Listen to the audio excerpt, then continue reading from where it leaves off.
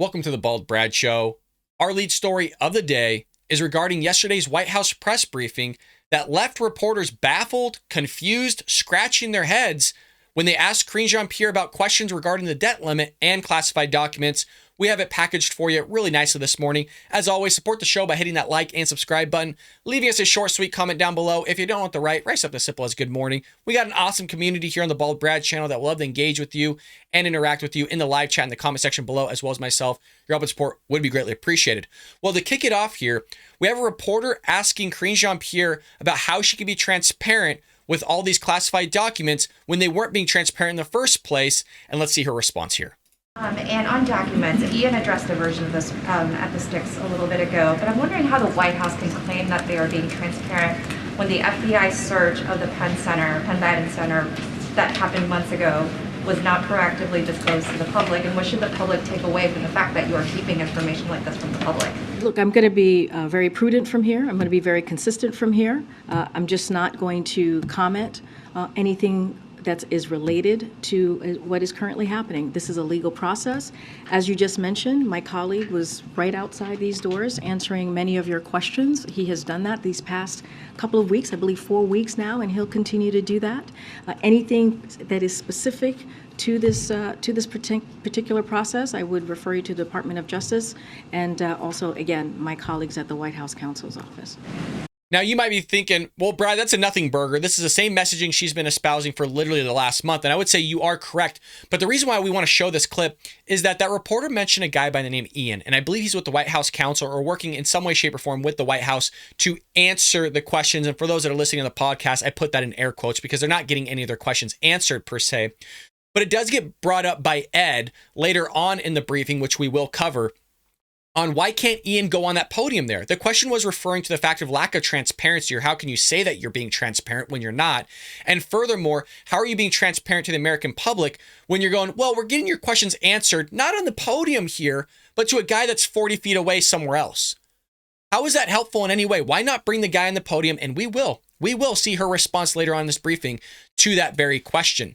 Moving into the next segment here, though, now we're jumping in the realm of questioning Karine Jean-Pierres on what's Joe Biden's strategy and his plan when he meets with Speaker McCarthy if he's not going to ultimately negotiate on raising the debt ceiling or the debt limit because you think that there should be no conditions and they should just raise it willy-nilly. Let's see her response to this.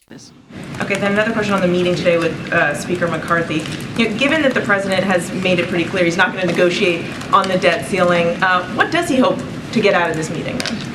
Look, we have said before, the president is looking forward to working closely and trying to figure out how he can deliver with Republicans who are willing to work in a good faith bipartisan way. He said that right after the midterm elections, and he will continue to make that effort.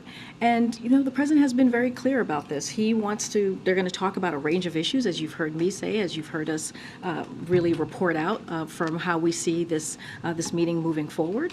And look, he wants to hear from the speaker. What's his plan? What is his plan on the budget? What is his plan to really deal with what is at the top of the minds of the American people? How are we going to lower costs for them? How are we going to deal with the national deficit, which is something that the president has taken very seriously by in record fashion lowering the deficit by $1.7 billion. He wants to talk about that. He's always willing to have those conversations in good faith. Does anybody really believe that Joe Biden lowered the deficit?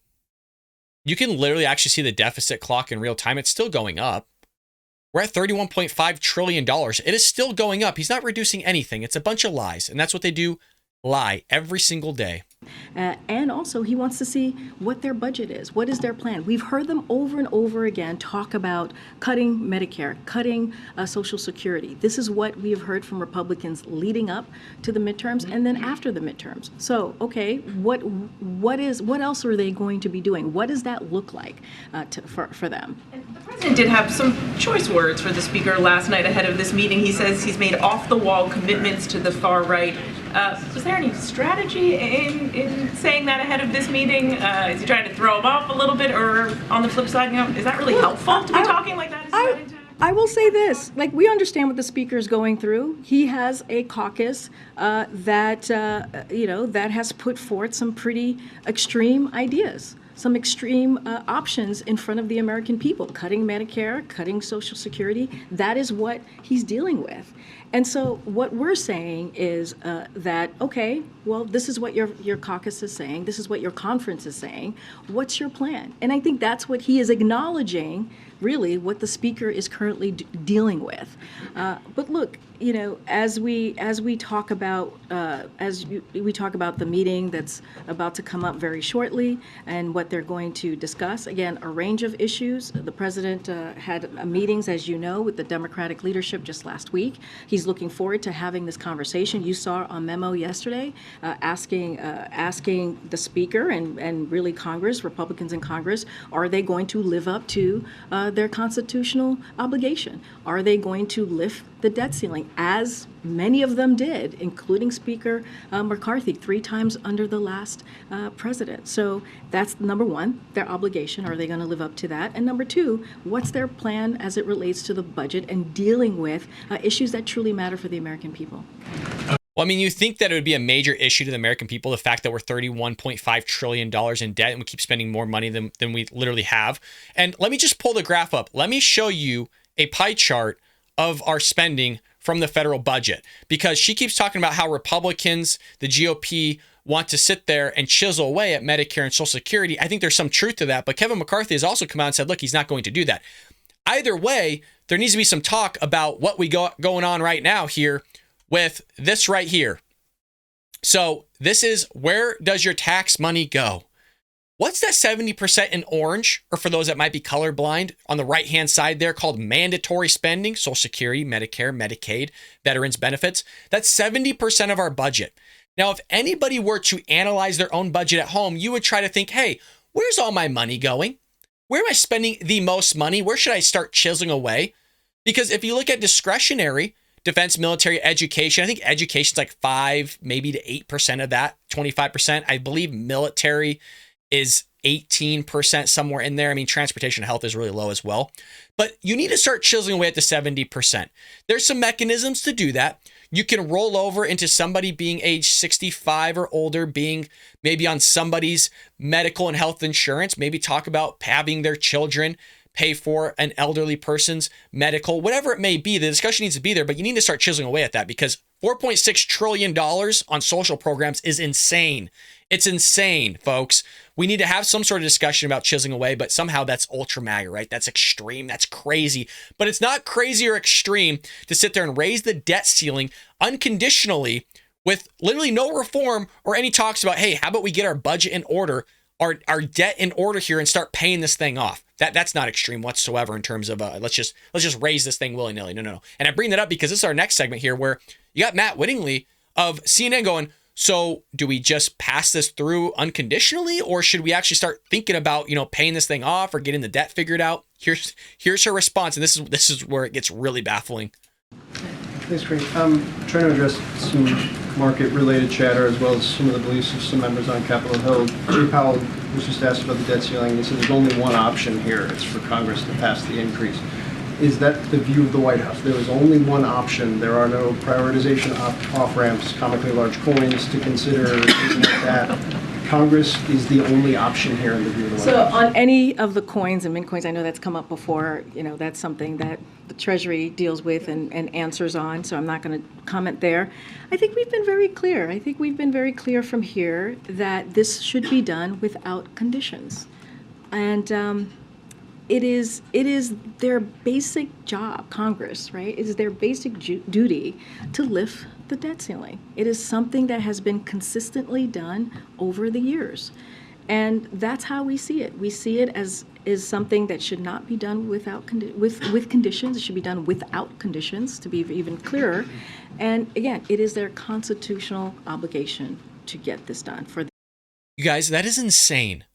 That is insane messaging. I don't care if it's, at least she is being clear on that. I'm going like, yeah, we just want them to lift it. Just raise that thing even higher. Oh, goody. So we owe more in debt. Oh, that's awesome. Great idea, Karine. And her what's her logic with all this? Well, we've done it 78 times. McCarthy did it 3 times under the Trump administration.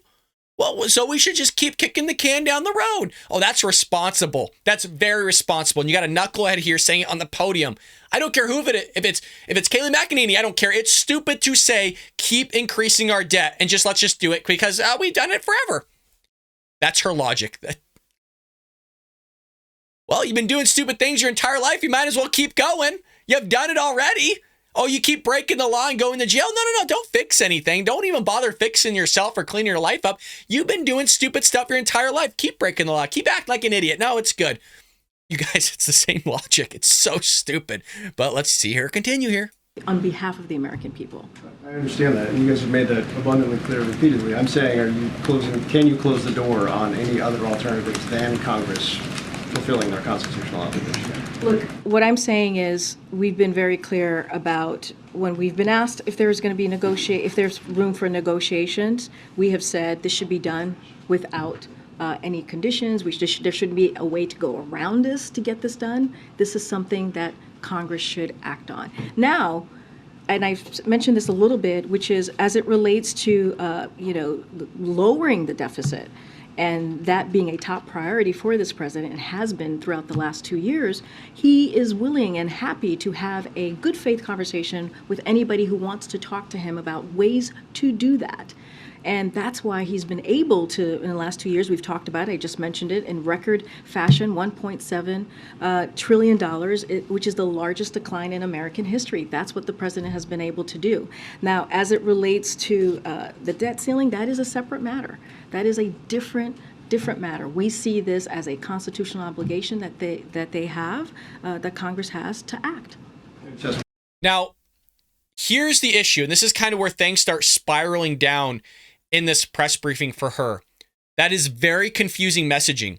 On one hand, you're saying, hey, Congress needs to just increase the limit. Oh, goody, so we have more debt. But then on the other end, you're saying that the president isn't willing to negotiate and that they need to increase the limit. All the while saying that the president takes things seriously and that this is one of his number one issues. And that if you want to have a conversation about figuring out the budget so that we're not in a massive deficit, that we don't keep spending money that we don't have, the president is willing to have those conversations. But you just got done saying he's not willing to negotiate and that they need to increase the limit unconditionally. So everybody in that room now is completely confused, including myself, by the way, and I'm sure all of you, because it doesn't make any sense. It literally doesn't make sense. I'm telling you, wait till we get to it, because we're going to jump into Ed questioning about Ian not being on that podium and all these other things. But then later on, we're going to have all these reporters going, what's going on here? Can you clarify here what this messaging is? I mean, it's reporter after reporter. It's awesome to see. Let's continue. One more. The Department of Interior advanced an $8 billion oil drilling project earlier today. Climate advocates had pretty sharp criticism of that.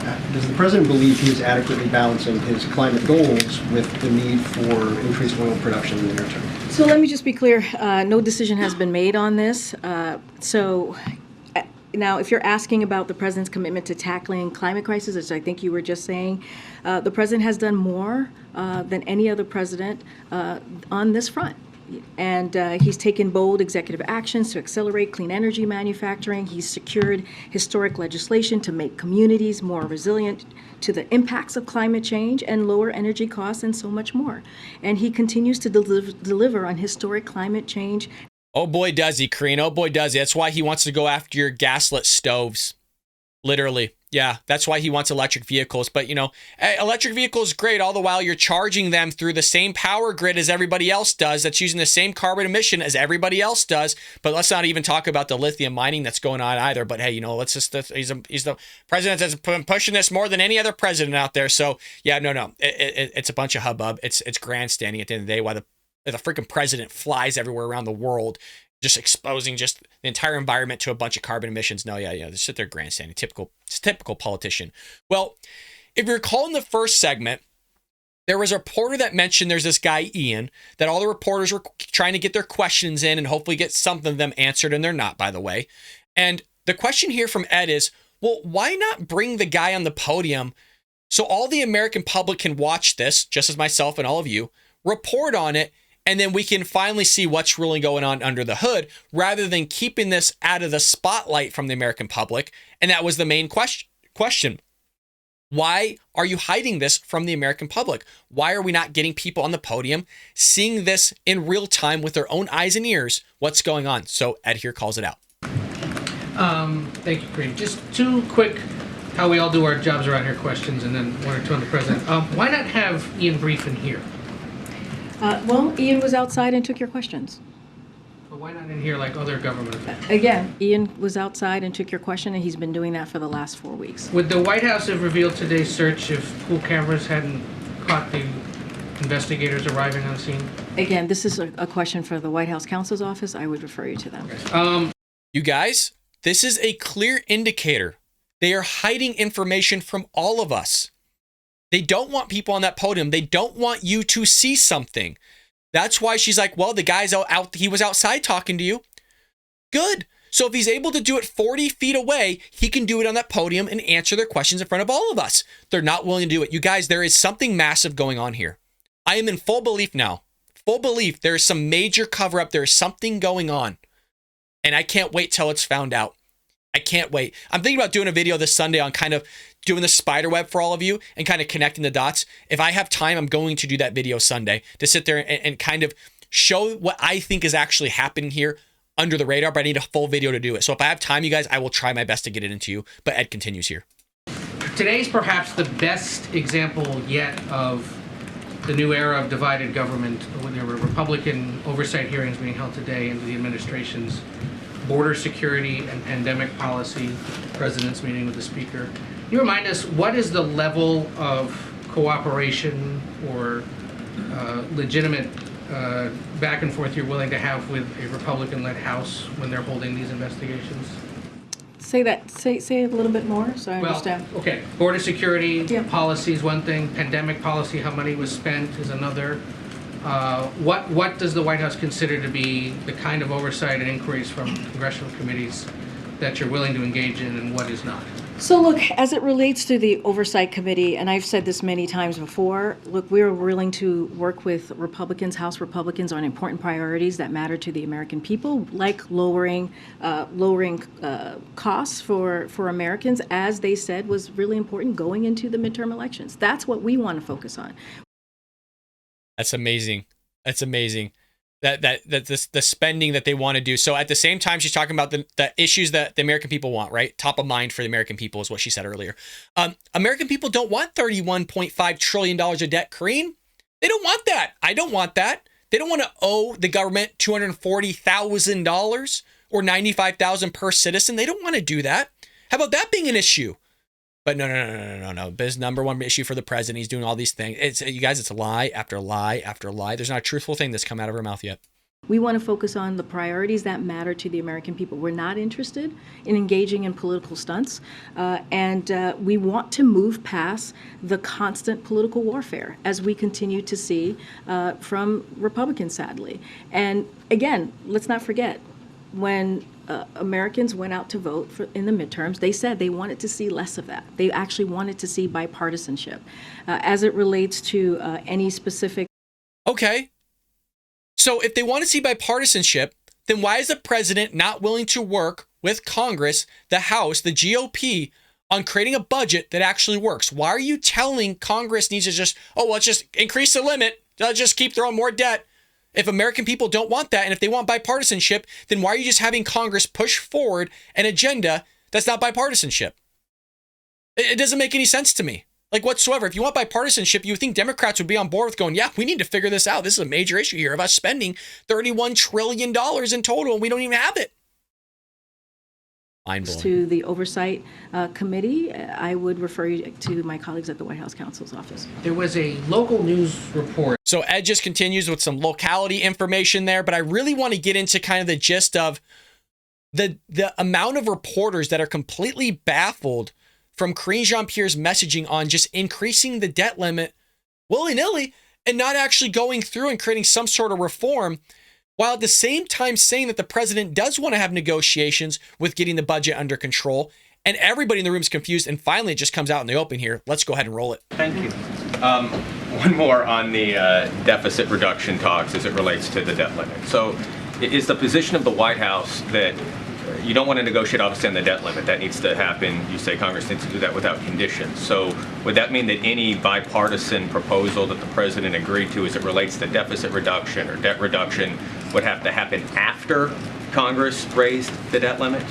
Well, I mean, I guess I'm just trying to figure out sort of the process here. Like, what's step one and what's step two? I don't think there's just one step. And the step is they need to live up to their congressional obligation. That's their constitutional obligation, to be even more specific, which is lifting the debt ceiling, something that was done 3 times under the last president. And I've mentioned the number 78 many times because it's happened 78 times since 1960s. As we said in the other segment, literally that is her logic. Because it's happened and people keep making stupid mistakes or stupid decisions, let's keep making stupid mistakes and stupid decisions because they've done it in the past. That is her logic. That is insane. That is insane logic. Can you imagine giving somebody financial advice with their personal finance of like, you know what? Yeah, you've been putting everything on credit, taking out exorbitant amount of credit and debt that you don't have the financial ability to even pay off the liability that you're doing, but keep doing it. No, this is great. You're definitely going to become wealthy in life if you keep doing this. No, this is a great plan going forward. Screw retirement. Keep taking out credit. Keep putting everything on those credit cards. Great idea. Why? Oh, because you did it. Your father did it. Your grandfather did it. I mean, your whole family lineage has done it. They've done it 78 times. Why not? You just keep doing it then. Great financial advice, you idiot, Karine. Oh my God. 49 times under Republican president, 29 times under Democratic president.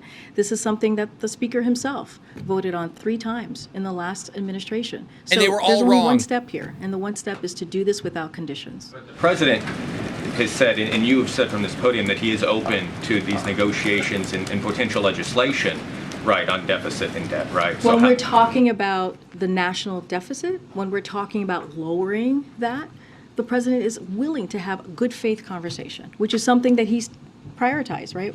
We mentioned the $1.7 billion that he was able to lower the deficit, and because of the economic policies that he's moved forward with. So he takes that very, very seriously. Now, do you guys see the confusion here? Am I the only one that's realizing that what she's saying isn't in totality making sense? And that's what his original question was, well, what comes first? What's like step 1 and then step 2? And she goes, well, there is no step 1 and step 2. Raise the debt ceiling, and the president's also willing to negotiate on a budget and kind of figure this whole thing out. So, as he mentioned, do we raise the debt ceiling and then talk about fixing the budget? Or can we talk about fixing the budget and then raising the ceiling? Or can we fix the budget so that the ceiling doesn't necessarily need to be raised? Or do you understand the craziness that's happening here? Again, I'm not the only person that's confused. All the reporters in the room are confused, and we'll have another segment in just one moment. if they want to have a good faith conversation about that, he's willing to listen. But right now, all we have heard from the Republicans in the House, to be very specific, the extreme Republicans in the House, to be even more specific, is that they want to cut. How about you name their names if you're going to be so specific? Well, there's Republicans and there's extreme Republicans and there's the ultra MAGA Republicans. It's like, okay, well, who are they? And what is so extreme? You want to finally talk about cutting Medicare, Medicaid, and the social programs that make up $6.6 trillion of the federal budget. 70% of the federal budget goes towards social programs. And God forbid somebody actually starts talking about things that, yes, are going to impact people in a negative way, but they still need to be talked about because some people are going to be affected rather than everybody being affected with this $31.5 ever-increasing trillion dollar deficit. Medicare, they want to cut Social Security, hold that hostage, which is something that should not be done. It would lead us into chaos. So it is a direction that we think is wrong, a direction that should not be taken. We think that when it comes to lifting the debt ceiling, it should be done without conditions. That part's clear, right? That just do it without conditions. Just be an idiot and just go, oh, yeah, this is great, let's do it. Well, that wasn't the only reporter that was questioning her on this whole debt ceiling negotiations about figuring out the budget, which comes first, which comes second, does it even happen? Like, what the hell's going on here? Here's a follow-up question to that whole debacle here. Karine, a couple of weeks ago when the mayors were in town, the president said he looked forward to an honest debate with Republicans on entitlements. The House Speaker on Sunday on Face the Nation was asked if he was going to propose cuts to Medicare and Social Security, and he said no. He said he would take that off the table. He was asked completely, and he said yeah. So is it the sense here that the House Speaker's not being honest when he says that? I think it's more of like there are some facts out there, right, that we can easily point to, like this administration can point to. And I think I did a little bit of that last time.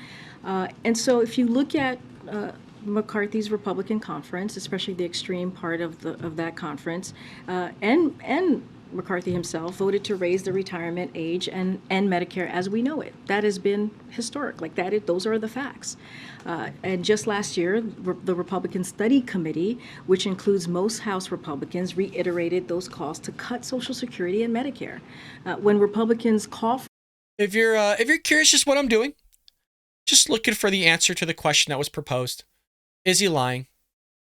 Simple yes or no. But here we go with the diarrhea cockamouth, like always, saying a bunch of nonsense. When the guy said, well, he wasn't going to cut Social Security, Medicare, Medicaid, all that stuff, the social programs that make up, again, 70% of our budget, $6.6 trillion. But the question was, is he lying? It was an easy answer, yes or no. This is what she's going to do. She's just going to ramble. for these cuts, they do so not to under fall the asleep, guise folks. of strengthening the programs. So, when the Speaker McCarthy says he wants to strengthen Social Security or Medicare, but rules out making the wealthy and the big corporations pay their fair share, so that leaves just to one. I'm so tired of this nonsense, this myth of the wealthy don't pay their fair share. Folks, can we just debunk this really fast? I wasn't expecting to do this. The top 1% pay 40% of all tax or taxes. The top 1%. The top 10% pay almost 75% of all taxes. Everything the government spends is done through the top 10% in this country. All the 40% of government spending, federal government spending, is through the top 1%. So what type of fair share do you want if 1% is spending 40%, or if we're spending 40% of the 1%? Either way you want to look at it, it's not proportional. If you want to even look at the top spenders are paying 99% of our taxes. Whatever the government spends, 99% is coming through the top earners. 1% is literally for those that are making $50,000 or less. But somehow the 1% or the wealthy or whatever the hell she wants to talk about aren't paying their fair share.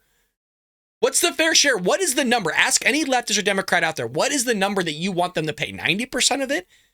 They're already paying 99%. Like, what do you want? It's so stupid. Option, which is cuts. And again, many outlets in here reported what House Republicans were thinking about when it came to this new Congress, the new 118th Congress.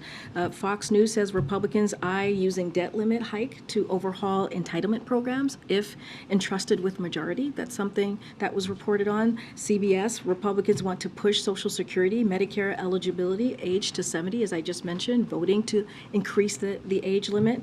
Reuters, GOP House members are threatening to force cuts to Medicare and Social Security spending. I mean, these are the facts. This is from the reporting that we all saw from you, but not you guys got that reporting because of what you saw. The actions were being taken by House Republicans. Washington Post, House GOP eyes Social Security, Medicare amid spending battle. So this is something that they have said over and over again for the past several months. And there is also voting that could be looked at on how they have treated this issue of Medicare and Social Security.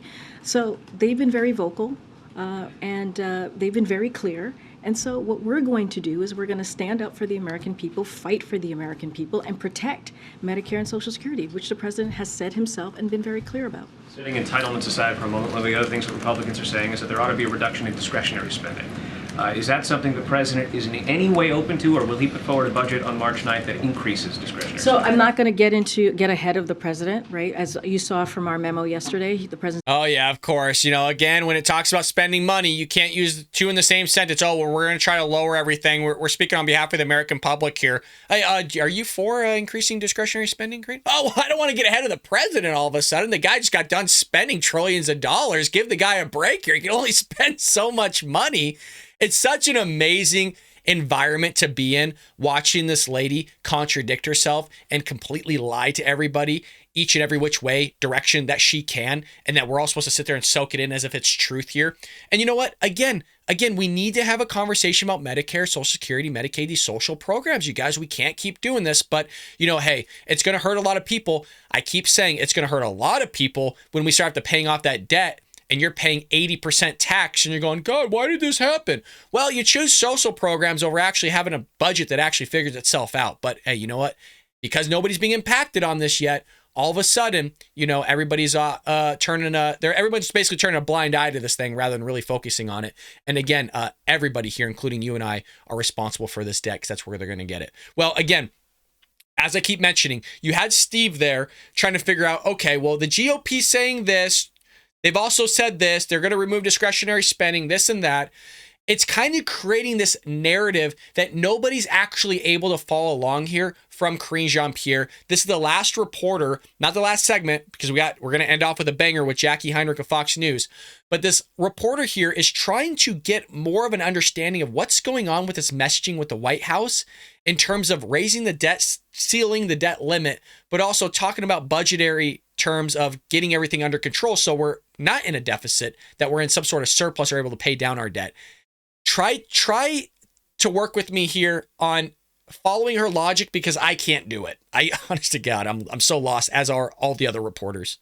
Can you help us just clarify what his position then a little more is on deficit reduction? Like you're saying, McCarthy, hey, give us your plan. Is your plan, the president has sort of let out dribs and drabs of his views here and there.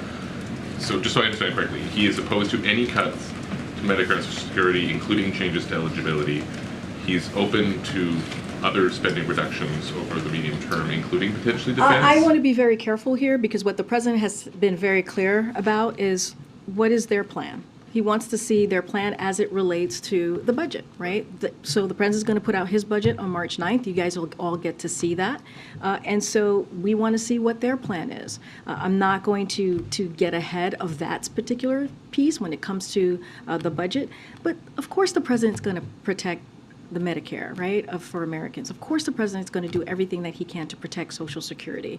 And when it comes to holding those two programs hostage, the president's going to call that out and say that we should not be holding those two programs hostage. Couldn't you see it as both ways, right? So for one end of the coin, you could say that Republicans or the GOP in the House or Congress are using Social Security and Medicare hostage to create some sort of reform so we're not in a deficit and we can start paying down our debt. But on the other side of things, you could say that the president is holding it hostage by not wanting to negotiate with Congress to figure out our budget by figuring out whatever needs to be reformed, probably the social programs, and furthermore, just going and saying, well, let's just increase the limit. So wouldn't you be holding both hostages depending on what side of the argument you're looking at? I don't know. Let me know in the comments below. Maybe I'm not making sense here. It makes sense in my head, but I don't know. On something that is the basic duty of Congress, which is to lift the debt ceiling, something that they should be able to do because it is their constitutional duty. Right, but you're trying to put the debt ceiling aside, and I hear you. Does he want a fiscal reform deal aside from that? Like, does the president want a deal? What he wants to see what are they putting forth? What is their idea of dealing with fiscal priorities? What does that look like for them? So that's what he's going to ask them for, which is what we did in our memo yesterday. He wants to see what is it that they're putting forward. Trying to ask what it is you're putting forward. Is this like revenue is part of that mix as well? Will we talk to Kevin McCarthy about, hey, these are the taxes we want? We can shrink the deficit that way too. We want to see, we have been very clear when it comes to Medicare, when it comes to Social Security, right? That should be protected. We're going to continue to fight for that. And we've been very clear when it comes to the debt limit, it should be done without conditions. We've been very clear, and we should not hold those two programs and others, not just that, hostage, right? Been very, very clear about that. On March 9th, the president's going to put forth his budget. You're going to see how he sees the budget moving forward in this fiscal year, and so I'll leave it there. And then again, as I said in the memo, you guys read it from Brian Deese and others, that we want to see what their plan is. With the public health emergency, just it's nice. It's so crazy. I mean, I'm laughing because it's literally a clown show. It is nuts to just increase your debt. You know, you don't have the right amount of money coming in. I mean, I know I'm saying this on a federal level, but in an individual level, you don't give somebody financial advice saying, yes, keep digging yourself that hole because everybody else has dug that hole as well. Oh, that's a good idea. Oh, you've been digging for 78 years or 78 times? No problem. Keep putting yourself further in debt. Not a big deal. Hey, we can look at the budget later. Don't worry about it. Oh, majority of that's coming from this. Oh, you don't need to cut the majority of wherever your debt's coming from. That's not a big deal. We'll look past it here. We'll figure it out later on. We keep doing it every year. It's fine. So that's the White House's logic that, because we've done it 78 times, we should keep doing stupid things and making stupid decisions and, figuring out later.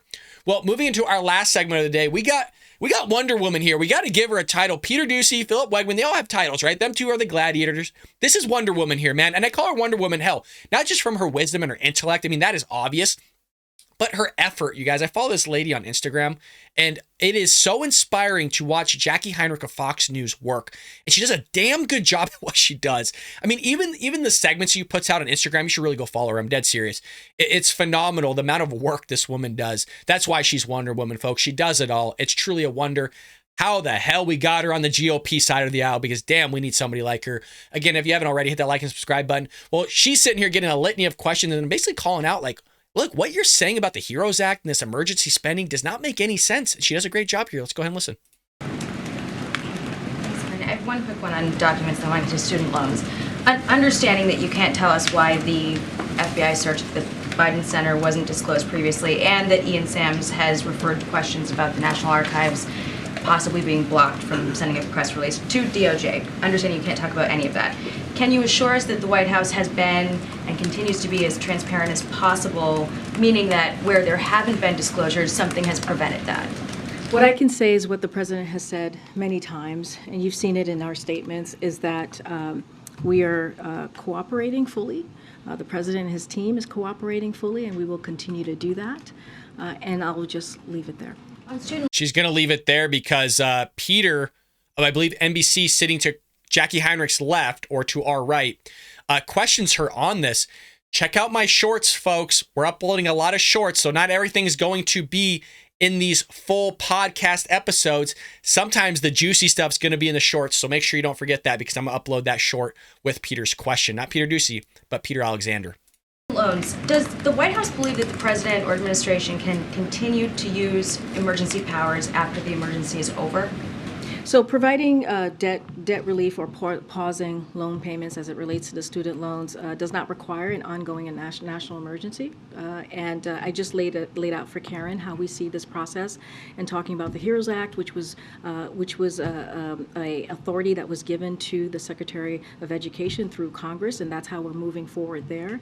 And look, the emergency ending doesn't change the legal justification. And here's a couple of things here. There was a national emergency, as we all know, as we've all lived through it.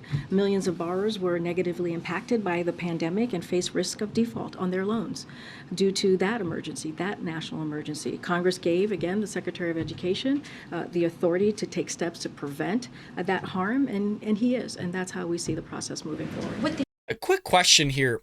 This is what really doesn't make sense to me, is that we're using the HEROES Act for emergency purposes, even though we're not in an emergency, and that Joe Biden himself said that COVID is over with, the pandemic is over, thus we're not in an emergency, but yet we're going to use this emergency authorization to release people's debt from their student loans.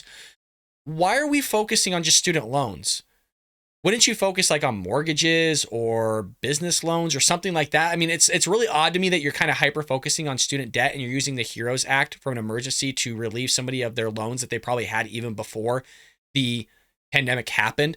But why would you just hyper focus on loans and not, again, mortgages, auto loans? I mean, I don't know. It's just weird to me that you're just focusing on this. I get that it's one of his promises, but it just doesn't fly with me, the fact that, oh, well, we're trying to help people out and really give them a break. If you really wanted to give them a break, you'd help them more with a long-term loan, like a 30-year mortgage, than anything. And I'm not for that either. I'm not even for paying off people's student loans. Look, they take out that loan. They took on that risk themselves. They should be responsible for that risk, regardless of the emergency that happened on a national level. You're still responsible for that. Not me. I didn't choose to pay for your college. I didn't opt in for that, but that's what this administration thinks we should do. You're going to pay for some Jimmy Joe Bob's student loan that got it in lesbian dance theory or underwater basket weaving and making zero money from it, but you still have to pay off that $600,000 student loan. Goody goody.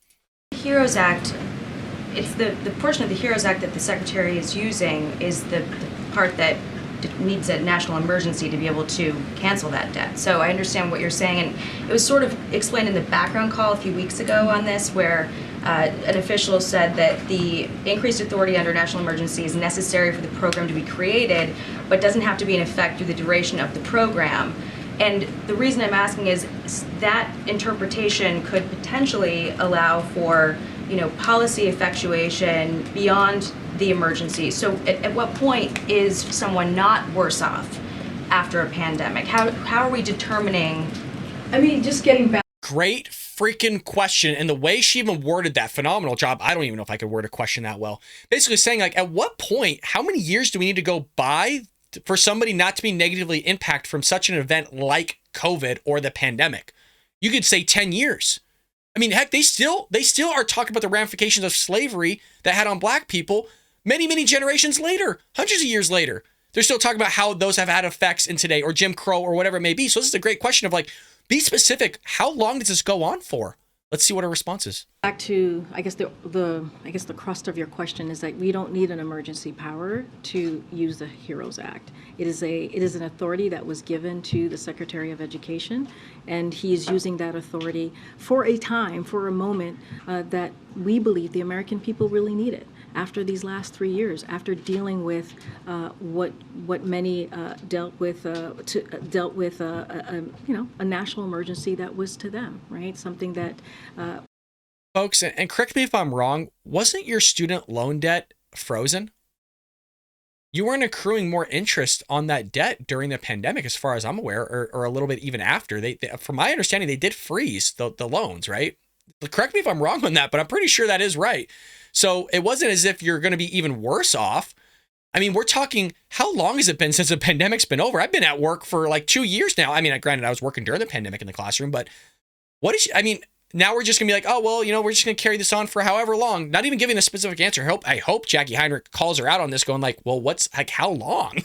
Like, are we going for decades here? Like, how long are you going to have this emergency authorization, of which you don't need emergency authorization, according to her, just to relieve student loans? I mean, the reason why this is an important issue is because 5 years from now, you can have some sort of knucklehead Republican or Democrat go, well, we're going to relieve loans again because the Democrats did it, so now all you get to do it. Major question here. Was cause them harm. And so this is a way to help tens of millions of Americans who need a little extra help. And so that's what the Secretary of Education is doing. Does the HEROES Act, though, require the national emergency for the Secretary to use it? I know we're splitting hairs here, but what I'm getting at is, yes, there was a national emergency. Yes, the administration used the HEROES Act because of the national emergency to cancel student debt. And I understand that the position that the administration staked out in the DOJ brief is that it doesn't have to be in effect to do the program. But my question I'm getting at is, when do you stop being harmed by the pandemic? How are we measuring it? And that's a good question. Look, it's not any emergency power. It is, again, something that the Secretary of Education gets to. The HEROES Act is something that is in his purview. How long? How freaking long? She gave you the same question twice, and she fed it to you like you were a baby, Karine. Oh my God, this lady is dumb. Oh, good question. Good question. And then doesn't answer it. You guys, I'm so far past the idea of like she just dodged it. I think she's literally just dumb. I think Karine Jean-Pierre is actually dumb. I really don't think she processes these questions in the same way that everybody else does. I'm like on board that literally this diversity hire is so far gone like her boss, or that Joe Biden's dementia has rubbed off on her that she can't even listen to questions correctly and respond in the right manner. And this is the type of gibberish that we get. That's basically what's happening here. Sounds like Joe Biden. Purview that he's able to use, an authority that he's able to use, and that's a decision that the Secretary of Education is going to make. As you remember, the debt relief was being used at the same time that we were going to lift up the pause, right, for payments, and so we believed as that was going to happen. Okay, I was right. Yeah, payments were paused. Yeah. Okay, so Your debt wasn't increasing in some way, shape, or form from the interest, meaning you weren't actually accruing more interest on the debt because it was paused. So you're being hooked up. If anything, that was a really big benefit to you and a lot of Americans, because not every American was impacted by the pandemic in the same way that somebody else was, but that's not going to be part of the algorithm in terms of them just paying off your debt. Even if you weren't impacted, you didn't need the money, they were still going to send you a check in the same way that some of us were still working during COVID and probably didn't need a COVID stimulus check, just as myself, but we still got one anyway. So the government was just handing out freaking checks like they're hotcakes. Same thing here, but that's not going to be built into the cake. No. And how long does this go on for? As you saw, forever. We needed to do something to help tens of millions of Americans out there. Again, this is an authority that the Secretary of Education has. It's not just any kind of emergency power. This is a power that was given to the Secretary of Education by Congress that he's using in a way to make sure that Americans out there who have been harmed get a little bit of extra relief. Put a final point on it. So she's not going to keep going because, she already knows that she's digging herself a hole with Jackie Heinrich of Fox News there, and she don't like Fox News. If you recall, even years ago, she said Fox News was a racist outlet. So it's Black History Month. God forbid you take questions from anybody that, you say is a racist or whatever it may be. Great job, Jackie, by the way, of trying to get your questions answered. And she dodged every single one for the most part. She don't have a clue, and she's going to say that's a national emergency here to be able to pay off students' freaking loans. Let that sink in, you guys. A national emergency to pay off somebody's student loans because they decided to go to college. Where does that logic stop, by the way?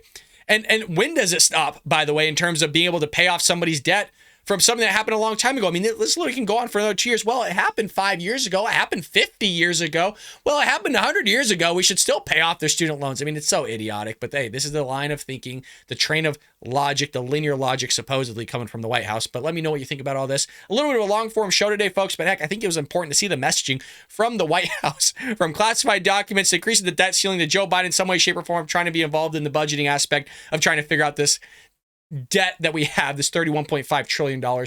As always, again, support the show by hitting that like and subscribe button, and I'll see you tomorrow here on The Ball Brad Show.